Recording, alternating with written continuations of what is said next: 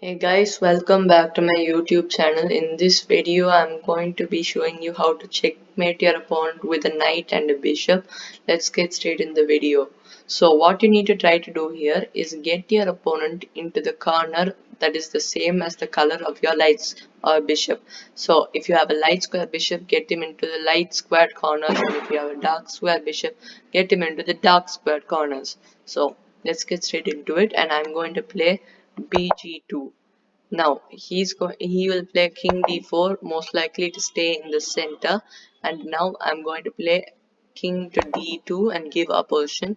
He's going to move most likely to the center squares, and since he can't move to e4 or d5, he's going to move to king e5, and we're going to give opposition again.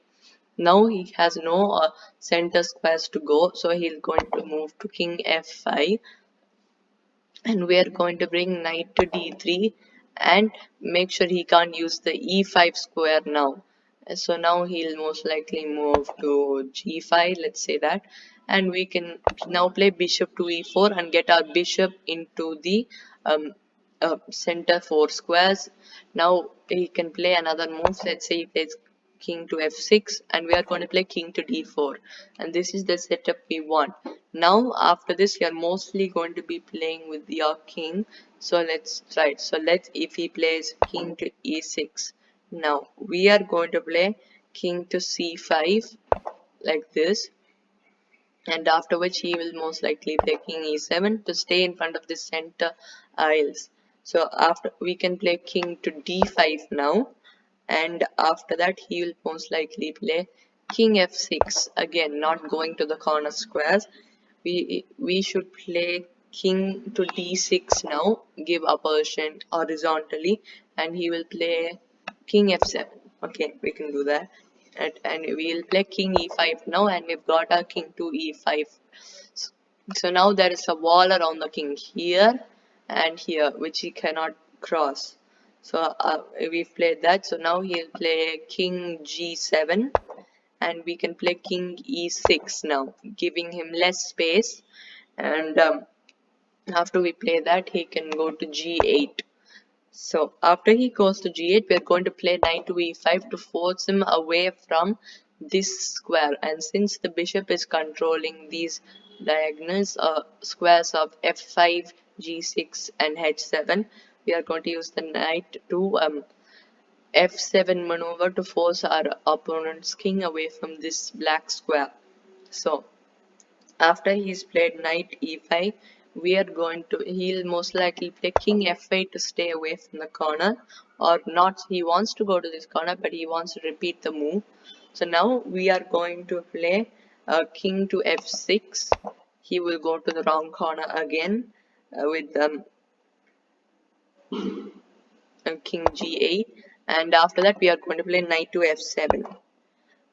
Now he'll play king f8 since he can't go here, and after he plays king f8, we are going to play bishop to h7. So make sure he does not have the g8 square.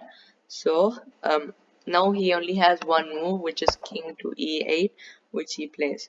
Now we have to bring our knight to e5, which we want to bring our knight to c5. So we have done that. So we are playing knight to e5. He once again goes back to the wrong corner by playing king f8. Now we're going to play knight to d7 check, checking the king. He only has one move, and now we are going. He's moving his king to e8, and now we play king e6, and then he will move his king to d8, and then after that we are moving our king to d6. He goes to the wrong corner once more, king e8, and afterwards now we play bishop to g6 check.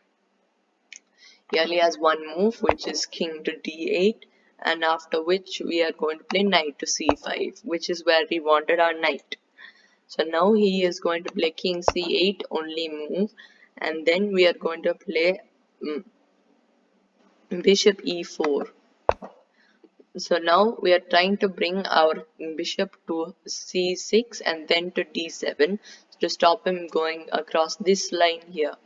So after we've played bishop e4, he will most likely go to the wrong corner again with king d8. This time we are going to play bishop to c6 as planned. He is once again going to go back to c8, hoping to repeat the same thing, but we are going to give bishop to um, uh, d7 check, and now he's going to play king to b8. Yeah, now we have king to c6, and now he only has a move, so he's going to go to king a7 to stop himself from going to the a8 square. So now after we place king to a7, we are going to play king to c7 and give him opposition. So now he only has one square, which is king to a8. So he is going to play that. Then we play king to b6, and after we get our king to b6, it is done for him.